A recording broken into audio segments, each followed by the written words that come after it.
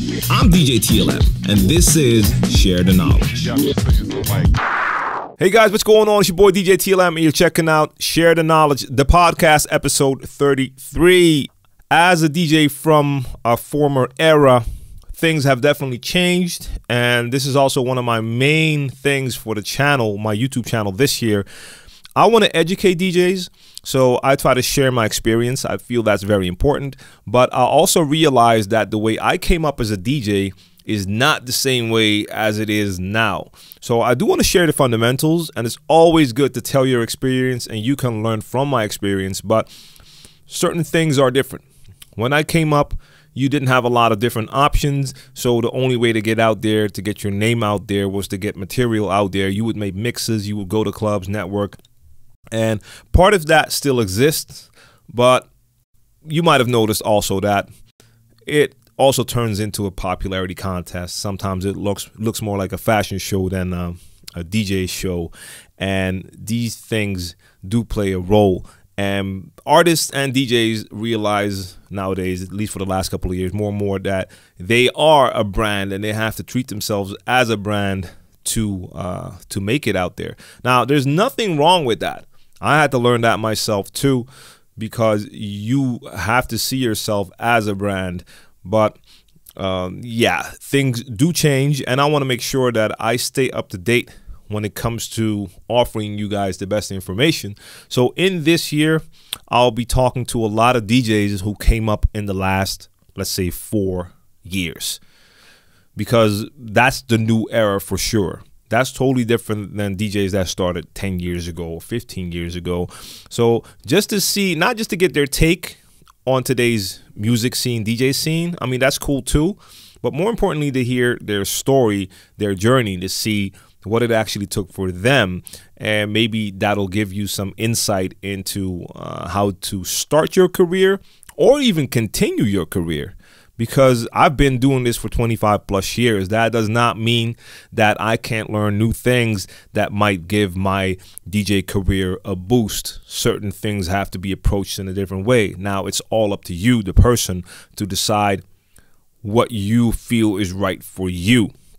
It also depends on what you have as a goal when it comes to being a DJ. If you're just content with playing at home, then you're good. You don't need any of this information. You can just get a set, start playing at home, and you're good. If you want to start playing in clubs, that's going to take something more. If you want to start to tour the world, that's going to take a whole different approach. And I'll be trying to find out as much as I can for you, and you'll find that information on YouTube. And anytime I can do an interview or just get a couple of words out of someone, I'll try to put that in a format so I can share it with you guys. So one of the questions I saw is my feelings about DJs today getting booked based on their followers' social media status as opposed to their actual talent. I've heard way too many DJs playing prominent clubs and venues that have no business up there based on their talent level. That question is from Will, and that's exactly what I'm talking about. When I started out, the DJ was definitely booked for his skills. I'm not saying just for skills, because networking, knowing the right people has always been a factor, and it always will be. But it was definitely a fact that you would go to a certain party to hear that DJ because that DJ played in a certain way. I remember that if I saw a flyer, and for instance, I saw my man Edson on the flyer, I knew for a fact, like, yo, that's going to be dope, because Edson always had the dope blends. He would mix records together that no other DJ was mixing together, and he would make longer blends, and you knew what you were getting. Or if I saw some of the other DJs out there, if I saw Chainsaw, I knew exactly what I was going to get. He was going to wreck some turntables, do crazy tricks. So you knew what you could get. Nowadays, that is different. It's different here, and I believe it's different in most places. And a lot of times, it is not based on the DJ's talent. That's a fact. It's sometimes painful to say it, especially when you get new DJs that want advice. The last thing I want to tell someone who's just getting into the DJ game is, well, look, your talent doesn't matter. I still believe it does, because even if you have the followers on social media, You might have the same amount of followers as someone else, but if you both have a lot of followers and you have more skills, I still feel you have one up on the other DJ. But how do I feel about bookings being based on followers and social media?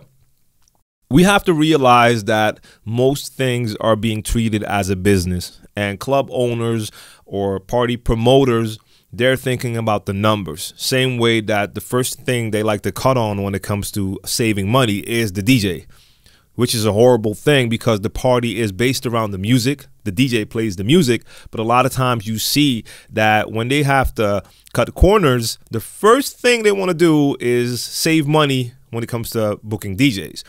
I've seen my gigs go down just because of that, because people didn't want to pay what I was asking, and I wasn't asking like crazy amounts, but they were getting DJs for ridiculously low amounts and they didn't care. That cost less, so that was better for them. We see the same thing here, and I think everywhere, with artists. Artists that are getting popular through social media and then get their start in music.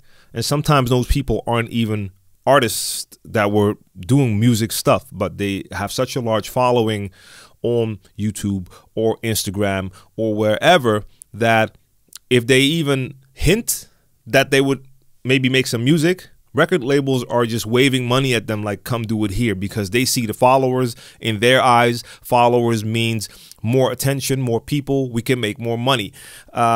It's hard right now. I think it's a transition phase where at a certain point, like companies and maybe club promoters and owners will start to look at it a little bit differently. That it's not just followers, but it also depends on the quality of the interaction. Are people really paying attention to what's happening? Are they really followers, or were they just clicking for one viral video? And, you know, but it's just part of the process now.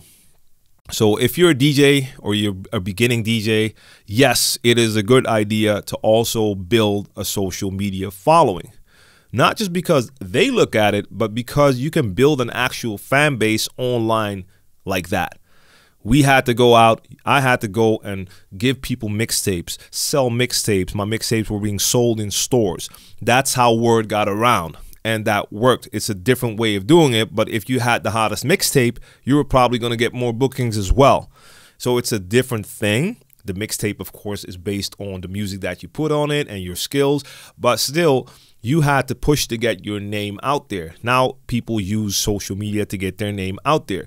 The only reason a lot of people around the world know me is because I have a YouTube channel and they watch my YouTube channel. They discovered one of my tutorials, they clicked on the channel, and now they know me. They wouldn't have known me if it was just for my skills and my mixes on SoundCloud. That's just a fact. So yeah, I can totally see that it might be hard to watch sometimes when you see DJs, quote unquote DJs, playing these big events, and when you hear them, you can tell obviously that they're not good DJs. Same thing with a lot of the celebrity DJs, that they're not good DJs. This is just a side hustle. They know they have the following, so they can get booked for anything they want to. So it's just part of the process now. It is. So even if I hated it, which I don't, because I see the benefits of social media, but even if I hated it, I still would have to deal with it because that's the way it is right now. And one more piece of advice, I think it's relevant. I would try to keep it legit.